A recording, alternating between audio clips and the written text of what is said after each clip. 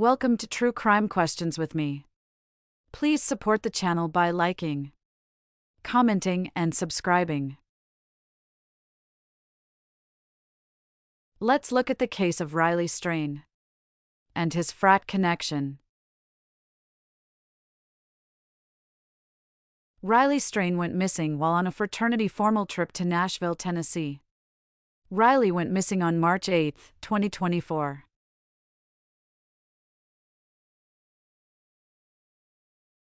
A number of fraternities met in Nashville for this event, according to Riley's mother. On News Nation,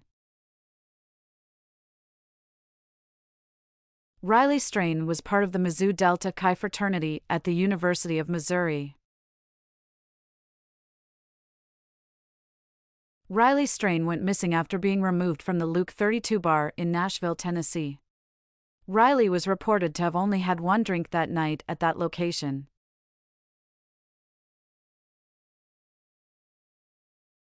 In a recent interview with News Nation, Riley's mother said she received a text from Riley that night telling her his drink of rum and coke tasted like barbecue sauce.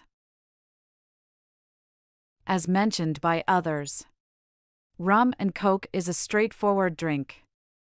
It should taste fairly similar in most bars. Is it possible this was a custom drink unique to this bar? Or was it something else? And what could that be? Of course, this is all speculation because there are no facts indicating any other substance in his body, and with being in a body of water for so long, would toxicology testing even be helpful?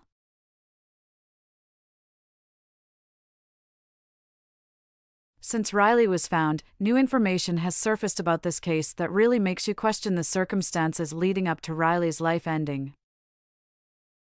Wouldn't a frat brother always take care of a frat brother? Maybe that's not always true. Did anyone with his party go looking for him right after getting kicked out of the bar? This situation should bring awareness to the importance of the buddy system. Find a friend and stick together. His phone last pinged by the sheriff's office and the river where his body was discovered about 2 weeks later. 14 hours after his last phone ping, the police were finally called by the frat brothers to report Riley missing. Once Riley's family became aware of his disappearance, they met the frat brothers and the police to complete the missing person report. Allegedly, Riley's frat brothers left and were later seen by Riley's family in their formal attire, ready to attend the formal. Riley's high school friends, roommate, and friends were all a part of that group. This was a large group of frat brothers partying in the Nashville area that night. Is the lack of care for Riley that night a case of the bystander effect? This may not be a victim of a violent crime, however, Riley was in desperate need of assistance that night and he was overlooked when he got thrown out of the bar. According to Riley's stepfather in the News Nation interview, 150 to 160 fraternity brothers were in Nashville from different chapters. Despite having so many frat brothers there, nobody from the fraternity searched for Riley. The frat brothers continued on with their partying during the remainder of their time in Nashville. Allegedly. Are the frat brothers withholding information? What's your opinion? Why would they choose not to come forward and speak with Riley's family? There's a few things that stick out here. It appears to have some similarities to other sorority and fraternities covered previously by this channel. Think about it for a minute, so much sounds similar. Let's go over it. It looks like this may be protocol for Greek life students to refrain from contacting the police for help in critical situations within a timely manner. Maybe within 10 seconds to a minute after assessing the situation. That seems like a reasonable amount of time to contact the police. How long do you think it should take someone to contact police in an emergency? On more than one occasion of a serious nature, Students in Greek life waited over 8 hours to contact police during an emergency.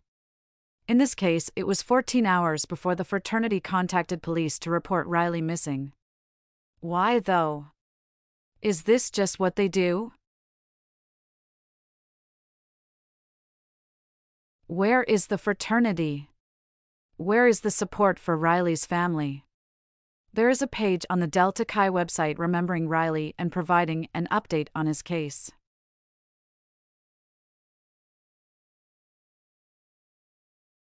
Here is the most recent update from Delta Chi on Riley's strain. At this time, there is no connection between the fraternity and Riley's disappearance. This situation with Riley only leads to more questions about the safety of fraternities when looking further into them. Should there be a buddy system required in these scenarios to prevent future accidents? Should parents do more research when their sons are thinking of joining a fraternity? Riley was a senior. He had his whole life ahead of him. But something happened that night. Is it possible Riley was drugged? What else may he have consumed? Is there proof of how much he may have had at a different establishment? What were his relationships like with his frat brothers? If some kind of rule exists within fraternities and sororities about when police should be contacted in an emergency, maybe it is time to take a closer look at that and instead encourage students in Greek life to contact law enforcement immediately in emergencies. If you have reached the end of this video, you now know. In an emergency, call 911. Share your comments or questions below. Hit that like button and don't forget to subscribe. Thanks for dropping by.